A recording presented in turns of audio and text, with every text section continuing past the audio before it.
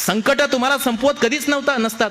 अहो, ज्या कोल्हापूरच्या मातीमध्ये राजर्षी शाहू छत्रपतींनी बसा आणि वारसा आम्हाला दिला की डॉक्टर बाबासाहेब आंबेडकर या जगाचं ज्ञानतीर्थ आहे, त्या ज्ञानतीर्थाला मदत शिक्षणासाठी करण्याचं काम बाबासाहेब आंबेडकरांना राजर्षी शाहू छत्रपतींनी केलंय. त्या डॉक्टर बाबासाहेब आंबेडकरांकडे काय होतं? अरुण नरके फाउंडेशन आज कित्येक तरुणांच्या बाबतीत ती भूमिका घेत आहे, शाहूंचा तो वारसा चालवतं, ही कौतुकाची बाब आहे. काय होतं बाबासाहेब आंबेडकरांकडे? बाबासाहेब आंबेडकरांची कुठली परिस्थिती होती? उमऱ्याच्या बाहेर बसावं लागायचं. आमच्या विनायकजींना माहित असेल, अनेकांना माहित असेल, बाबासाहेब आंबेडकरांना उमऱ्याच्या बाहेर बसावं लागायचं.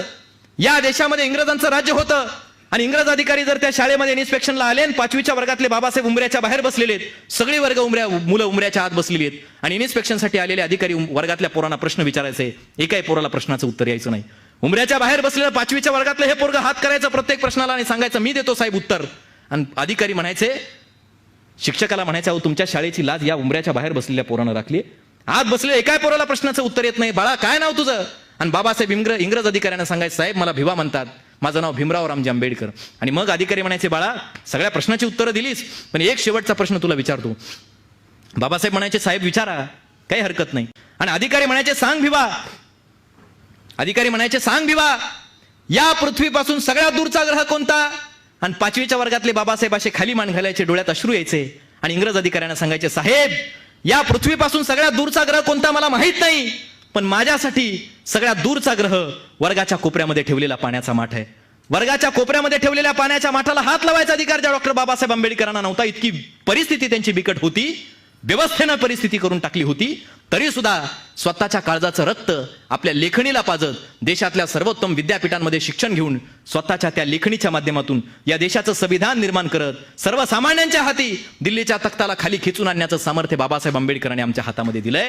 अरे ज्या कोलंबिया विद्यापीठात बाबासाहेब आंबेडकरांनी शिक्षण घ्यावं, मोठं किती होता आलं पाहिजे. घे उंच भरारी, मला विषय दिलाय म्हणून सांगतो, उंच भरारी किती घेता आली पाहिजे. भरारी घेणं म्हणजे काय? आयुष्यात सर्वाधिक श्रीमंती संपत्ती कमावणं याचा अर्थ मी भरारी घेणं समजत नाही. मोठं किती होता आलं पाहिजे ते बाबासाहेब आंबेडकरांच्या इतकं मोठं होता आलं पाहिजे.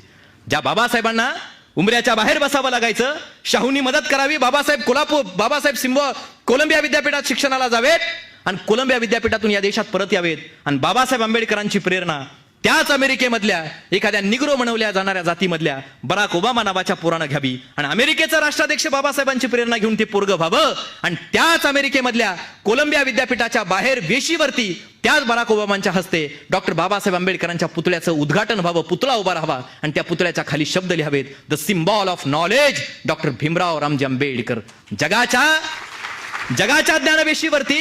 जगाच्या ज्ञानवेशीवरती उमऱ्याच्या बाहेर बसावं लागलेल्या पोराला जगाच्या ज्ञानवेशीवरती या जगाचं ज्ञानतीर्थ बनून शोभावं लागावं. मला वाटतं इतकं मोठं होता आलं पाहिजे, इतकी उंच भरारी आम्हाला घेता आली पाहिजे.